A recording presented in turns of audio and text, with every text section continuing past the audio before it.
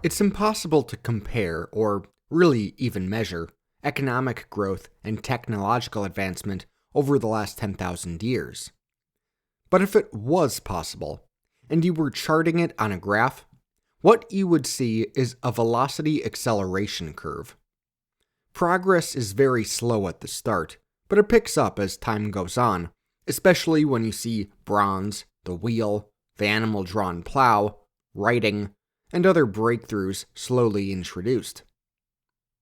Then, around 1770, there would be a major inflection point.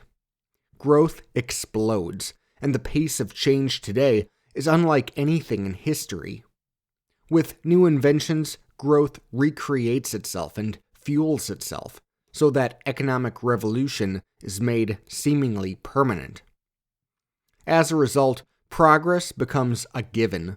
We fully expect the world our children inherit to be nothing like the world we inherited. That didn't used to be the case, and when we forget that fact, our understanding of history is clouded. This epoch of ours is the most significant moment in human existence since at least the Neolithic Revolution of the Stone Age, when people started farming wheat and barley. And once again, this new revolution would be the result of plants. In particular, 4 species of the Gossypium genus: Gossypium barbidens, Gossypium arboreum, Gossypium herbaceum, and most importantly, Gossypium hirsutum. These are the plants we commonly call cotton. We'll never know the name of the first farmer of that Neolithic Revolution, but we do know the name of the inventor who kickstarted the Industrial Revolutions: John Kay. Have you never heard of John Kay? That's not surprising. Most people probably haven't. Kay was the son of a yeoman farmer, and he grew up around the town of Bury in northern England. Today, it's part of the Greater Manchester area, but like the Industrial Revolutions, the Manchester we know today is the product of a cotton industry that Kay catalyzed. As a teenager, Kay became apprenticed to a maker of reeds for hand looms, machines for fabric threading. Throughout the 1720s, he traveled throughout England practicing that trade. He also started tinkering with the designs and getting patents. Then, in 1733, a breakthrough. The 29-year-old tradesman received a patent for his flying shuttle. Originally, to weave a wide piece of cloth, 2 weavers were needed to push a crossways yarn around in a loom. But by putting a flying shuttle, that's a simple piece of wood with wheels, in the machine, it could be done with just 1 weaver at double the speed. In July that year, Kay started a business to manufacture his flying shuttles for textile weavers. But these weavers were not big fans. You see, as simple as the invention was, the productivity it created was super disrupting. With double the output capacity, not all those weavers would remain employable. At least, not while demand was what it was. Others, meanwhile, created copycats. Kay nearly went bankrupt trying to fight patent infringements. Frustrated by the situation in his country, Kay eventually left for France, where the government paid him to produce the flying shuttle there. But things never did go much better on the continent. John Kay never became an especially rich man. But his simple invention kickstarted a new world of nearly constant, explosive economic growth and a total restructuring of society, everywhere and forever. This is how it happened.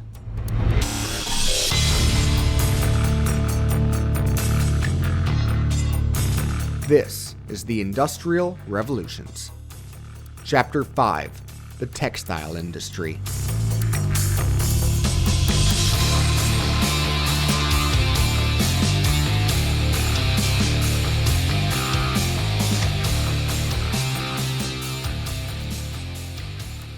I'm not a big fan of reading long passages from a book to you, but I'm going to make an exception in this episode because this passage is too perfect. It's from the introduction of Sven Beckert's excellent book, Empire of Cotton, which I highly recommend you purchase and read for yourself. Quote, "Take a moment and imagine, if you can, a world without cotton. You wake up in the morning on a bed covered in fur or straw. You dress in woolens or, depending on the climate and your wealth, in linens or even silks. Because it is hard to wash your clothes and because they are expensive, or if you make your own, labor-intensive, you change them irregularly. They smell and scratch. They are largely monochromatic since, unlike cottons, wool and other natural fibers do not take colors very well. And you are surrounded by sheep. It would take approximately 7 billion sheep to produce a quantity of wool equivalent to the world's current cotton crop. Those 7 billion sheep would need 700 million hectares of land for grazing, about 1.6 times the surface area of today's European Union." End quote. From an evolutionary standpoint, those species that tied their fates to Homo sapiens were geniuses.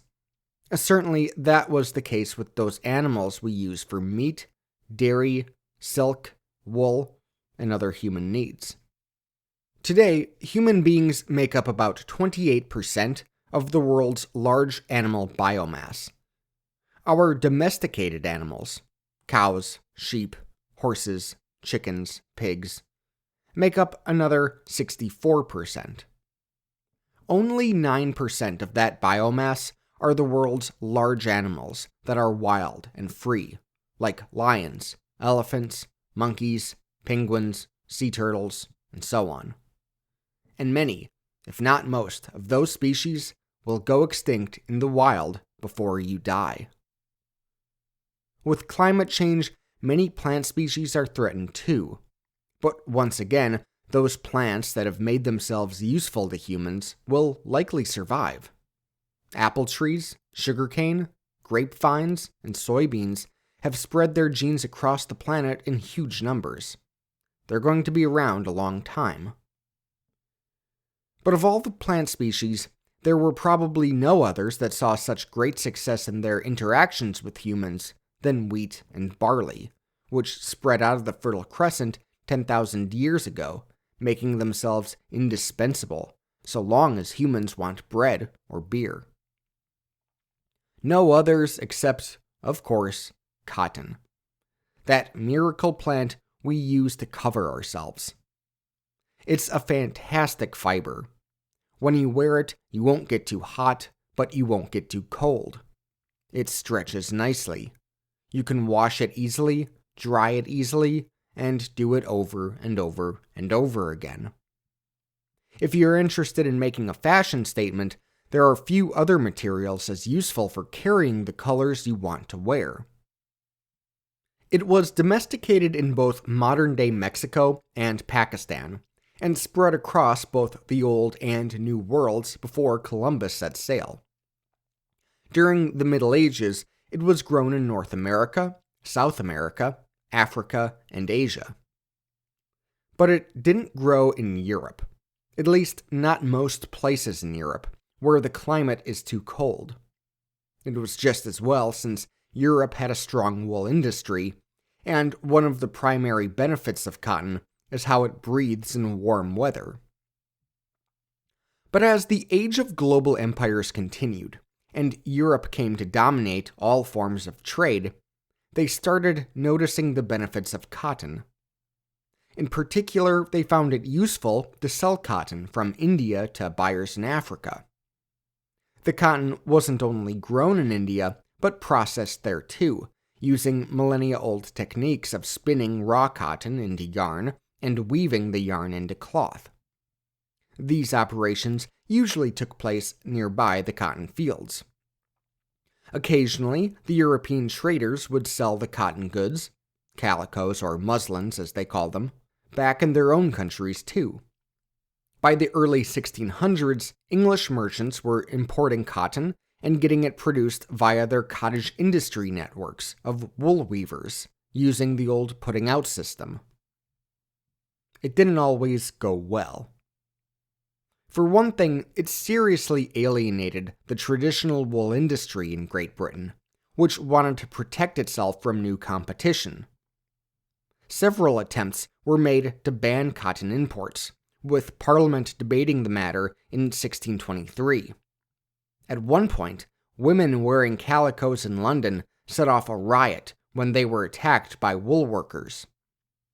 By 1774, Parliament decided that all cotton goods sold in the kingdom had to be spun and woven in the kingdom. But it wasn't great for British merchants, who noticed that the labor costs of weaving were much higher in Britain than in India. So began a concerted effort to improve the technology used in cotton spinning and weaving in order to boost productivity.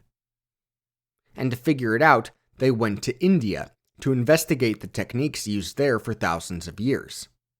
Several English traders, ostensibly there on site to buy finished goods from Indian cotton workers, would copy the techniques in their notes and publish them in merchant manuals. You see, by the 18th century, few countries were as well positioned to benefit from the cotton trade as Great Britain.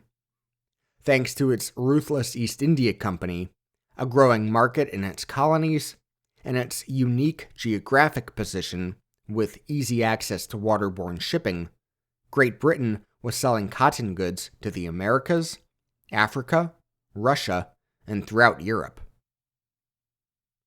So when John Kay's flying shuttle came around, it was like a gift from heaven. By 1750, it was in wide use in England, even if it wasn't benefiting Kay himself. Weaving productivity had doubled. With that new economy of scale accomplished, English textile merchants were ready to make a fortune, but there was a problem. A bottleneck, to be more precise. Cotton couldn't be spun fast enough to keep up. It now took 4 spinners to supply 1 weaver. In the 1790s, weaving would be made even more efficient by Edmund Cartwright and his power loom. So it was a problem that wasn't going to go away, unless, of course, someone could solve it.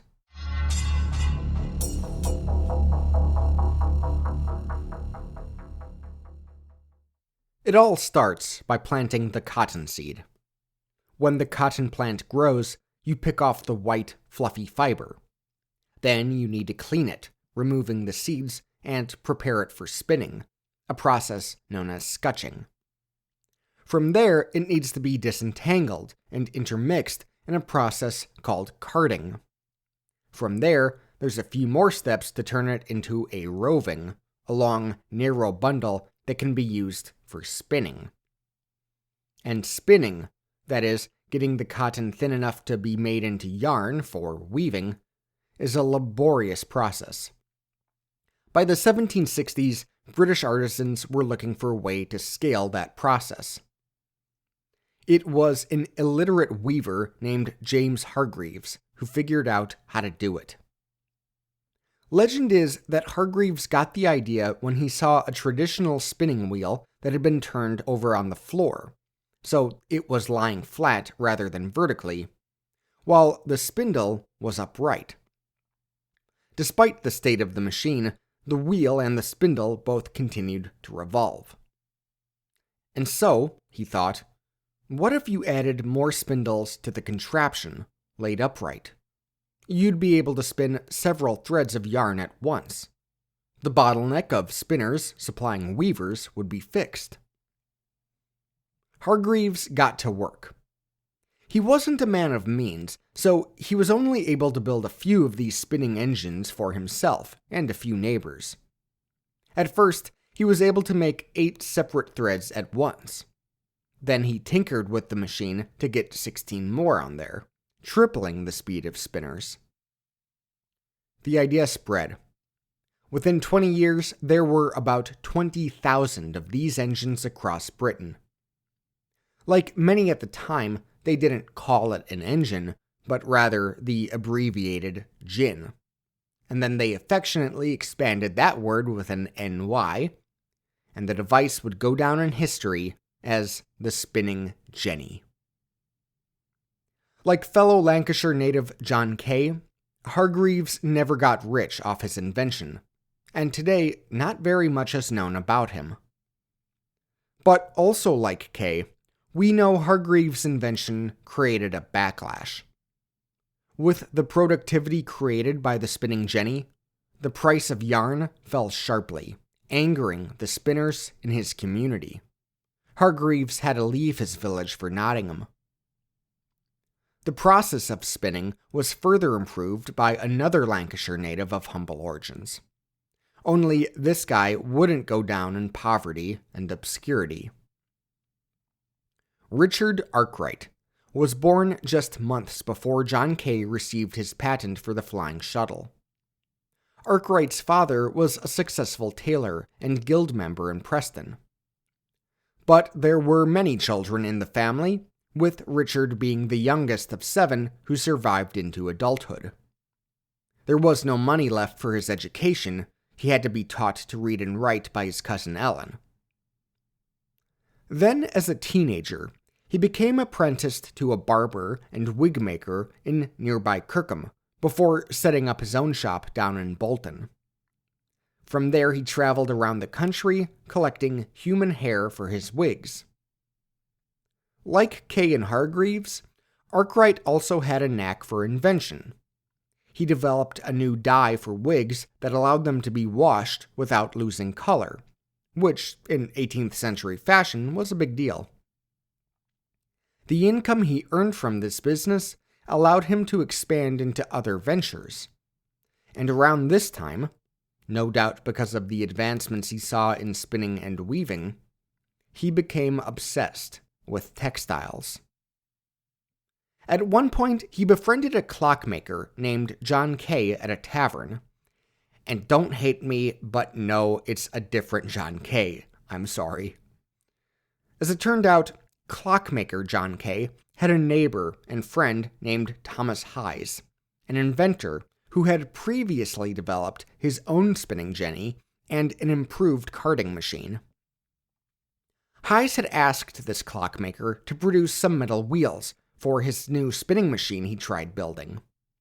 As a result, clockmaker Kay became thoroughly familiar with the technology. Hearing Kay recount the story at the tavern, Arkwright pressed him for more information. In 1768, Arkwright took the clockmaker back to his hometown of Preston, and they locked themselves away in a room they rented in a boarding house.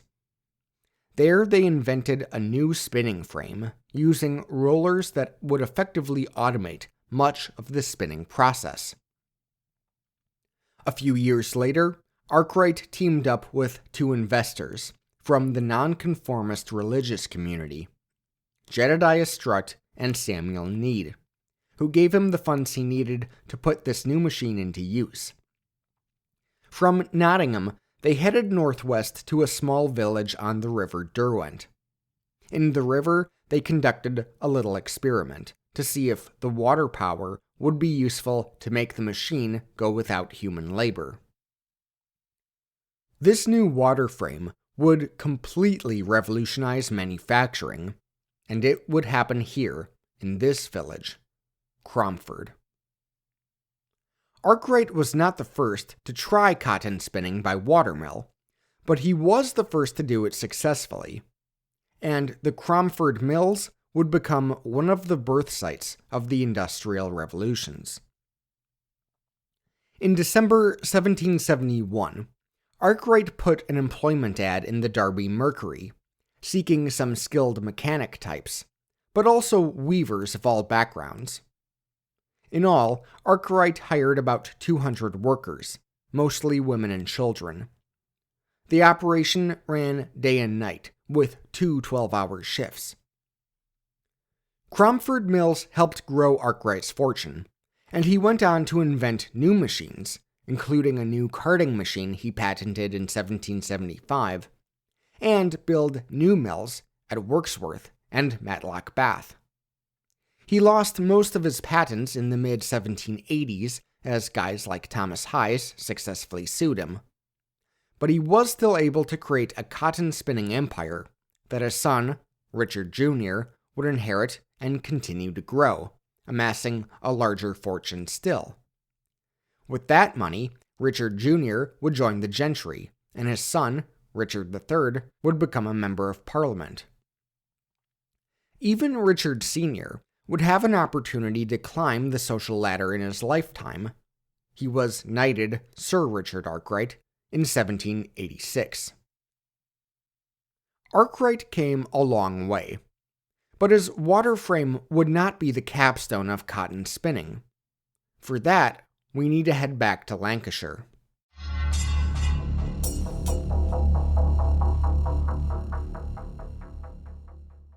The mule is an interesting animal, a crossover between a horse and a donkey. If only there could be some kind of crossover between the spinning jenny and Arkwright's water frame. Well, there's about to be. In 1779, Samuel Crompton introduced his spinning mule. It's a huge machine with two parallel carriages, with the roving on one side and the spindles on the other. Unlike the water frame, the mule had to occasionally stop and start, but the yarn it produced was unlike any other spun by a machine. It was thin and strong, allowing it to serve as both the horizontal and vertical threads during the weaving process.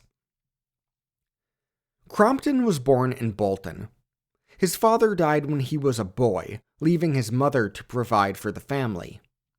She spun yarn, and she required the young Samuel to do the same to contribute to the household.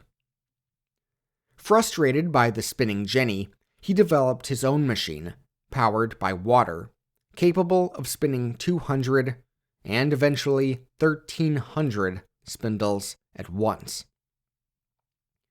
Crompton's mule would be the capstone of the spinning machines for years to come. For one thing, the spinning machines were almost instantly recognized as world-changing.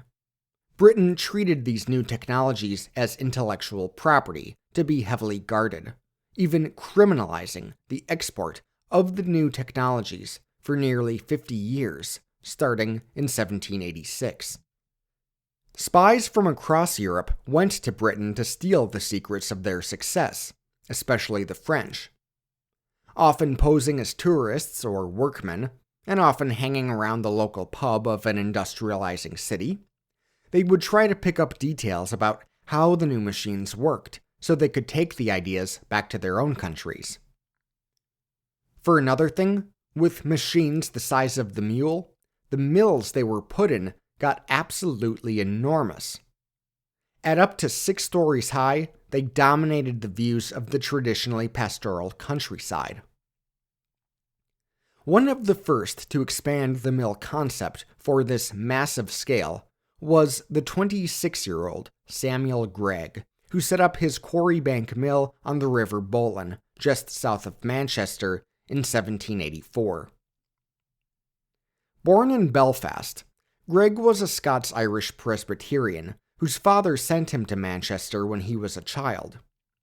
The two uncles who raised him there were successful textile manufacturers and invested their wealth in their nephew's great endeavor. Gregg was able to use other family connections, merchants in Liverpool, to procure reasonably priced raw cotton off ships from Jamaica and Brazil. By 18th century standards, Quarrybank Mill was incredibly profitable, earning Gregg about £540 per year, an annual 18% return on his initial investment. 5 years after building the mill, he married into a wealthy Unitarian family that made their fortune in the slave trade. With his wife's family's finances, he effectively had a line of credit for the remainder of his long life and career.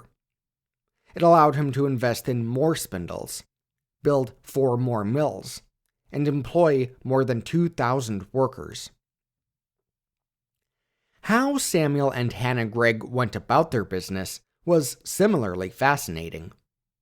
At Quarry Bank, they recruited about 90 children between the ages of 10 and 12 from the nearby poorhouses to work in the mill as, quote, parish apprentices, basically unpaid interns, to do all sorts of remedial labor. But historians stress this wasn't as bad as it sounds. The Greggs supplemented this labor force with 110 adult wage earners by 1800. More importantly, they set up the mill as a factory village that could look after these children and their development in a responsible way. It would be a precursor to a similar system attempted by Robert Owen. Almost from the get-go, people recognized that industrialization was creating some undesirable social effects, including child labor, and how the new bourgeoisie and the new proletariat would address these social questions would come to dominate debates in politics, philosophy, economics, and other social sciences in the centuries to come, right up to the present day. On the one hand, these early textile mills were incredibly productive. British cotton spinners produced about 57,000 yards of yarn in 1775. By 1783, it was nearly 3.6 million yards. Between 1780 and 1800, the output of cotton products increased nearly 11% every year. Export revenues skyrocketed. With traditional methods, spinners need about 50,000 hours to spin 100 pounds of raw cotton. After the jenny, water frame, and mule, it took British spinners just 300 hours to hit that quota. Further developments, especially with steam power, reduced that time to just 135 hours by 1835. In just a few decades, British manufacturers made cotton spinning 370 times as efficient. As a result, it didn't matter that British spinners needed higher wages than Indian spinners. They were producing so much more. One of the top textile firms reported the prices for their high-quality yarns fell 50% between 1795 and 1811. A piece of muslin that cost 116 shillings in the early 1780s cost just 28 shillings 50 years later. Prices going so far in the opposite direction of inflation? Today we see it with new products all the time, but before the 19th century, on this scale, it was unthinkable. With that kind of productivity and protectionist laws requiring cotton goods to be produced in England, merchants were crazy to look anywhere other than their own country for cotton spinners. Tens of thousands of English men, women, and children got jobs. On the other hand, this moment will mark huge shifts in the way work is done. In the old putting out system, in the age of cottage industry, merchants had to rely on their networks of independent spinners and weavers. The output was irregular. Mobilizing new workers was challenging. Transportation costs weighed you down, and often the spinners and weavers resisted attempts to increase production, knowing what it would do to prices. In the mills, though, the merchants were in charge. For the first time, the owners of machines would dictate your wages, your hours, and your working conditions. There was no guild to look out for you. The new capitalists would organize, supervise, and wholly control the entire production process, for their benefit and usually not yours. And that was if you were lucky. It was much better than being a cotton producer in India. Between 1800 and 1810, Indian sales of cotton goods fell by more than 75%. Weavers who led the world in textile production for centuries were now unable to compete. A merchant named John Taylor, living in the Bengali city of Dhaka in 1800, reported that the great wealth of the city was gone. The ancient textile metropolis was, quote, reduced and impoverished, its houses, quote, ruined and abandoned. The depression led to famine, which led to death, and the local economy was never recovered. But perhaps even that experience was tolerable compared to the lives of other workers in the cotton industry.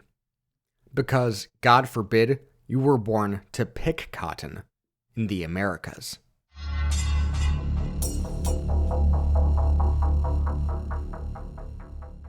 Every American schoolchild learns the name of Eli Whitney, the Massachusetts-born industrialist, for his 1794 invention, the cotton gin.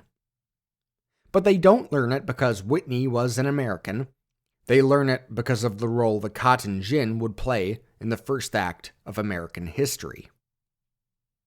Whitney was a teenager when the 13 colonies finally defeated the British in 1783. And it was during these formative years the Revolution would serve as the foundation of his story. Not the American Revolution, the First Industrial Revolution. You see, the increased productivity created by Arkwright, Crompton, and others across the pond was changing the landscape of the global cotton trade. With prices of cotton goods falling, demand for cotton products increased. That meant an increased demand for raw cotton. And so, the British government began to press its plantation colonies to prioritize the cultivation of cotton. And with new slaves arriving in the Caribbean from West Africa every single day, the British colonists were able to deliver. Cotton farmers in Turkey, India, and China would never be able to compete with the large-scale forced labor used in the New World. The amount of cotton shipped from the Caribbean to Great Britain tripled in the 1780s. By 1791, an estimated 12 million pounds of this white gold arrived in the UK. Whoops! In 1791, there was no UK yet. It's still just Great Britain. My bad. The market established, the newly independent United States began exporting cotton to the equal trading partner it once called the mother country. This exploded after Whitney graduated from Yale and made his way down to Savannah, Georgia. Within months of arriving in 1793, he built a new kind of cotton gin. There had been cotton gins for centuries, of course. They were used to clean cotton by removing the seeds from the fibers. Doing it by hand is terrible. But Whitney's gin was something else. Overnight, the efficiency of cotton ginning increased 50-fold. It was a simple machine and was copied almost immediately. Patent law barely functioned in Great Britain, much less the brand new United States. As a result, gins like his spread quickly. American farmers stopped growing tobacco and potatoes to grow cotton instead. And they imported a lot of slaves to do the work. Americans are usually taught that slavery would have died out in the United States within a few years, or at most a few decades, after the ratification of the Constitution. But then Eli Whitney invented the cotton gin, and cotton plantation owners could no longer help themselves. The southern states they occupied would not allow the evil of slavery to die a quiet death. Would it have really died that soon? Is Whitney really to blame? Who knows? It seems unlikely that the cotton industry would have slowed down just because the gins were lousy. It's not like that was the case in the 1780s. And getting cotton picked was a lot easier if you didn't have to do it yourself. Nevertheless, cotton fields did spread like wildfire after 1793. And the Americans didn't just steal people to harvest the lands, they went ahead and stole the lands too. The southern United States was the most important target of the so-called Indian removal policies. This is where we see the Trail of Tears, as the United States forcibly relocated the Cherokee, Creek, Seminole, and other tribes off their ancestral lands to stick in modern-day Oklahoma, all so we could plant more cotton. The greatest leaps forward in the first industrial revolution of British history were inextricably linked to the greatest sins of American history. But the first industrial revolution wasn't limited to cotton, of course, nor to the broader textile industry. In fact, major advancements would be required of the land in Great Britain if textile advancements were to continue. Increased food production was needed to fuel the growing workforce, metallurgy was needed to build the machines, and coal was needed to power the mill cities growing across the north. Come back to learn all about it in Chapter 6 of the Industrial Revolutions.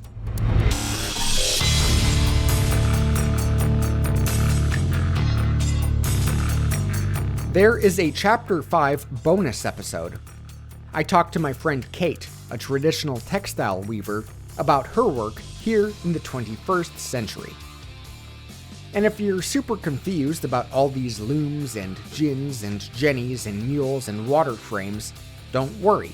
I am going to tweet links to YouTube videos of these devices tomorrow. That's Saturday, February 23rd, 2019. So, you should follow the pod on Twitter. It's at IndrevPod. That's at INDREVPOD, which is also the handle for Facebook and Instagram. Thank you.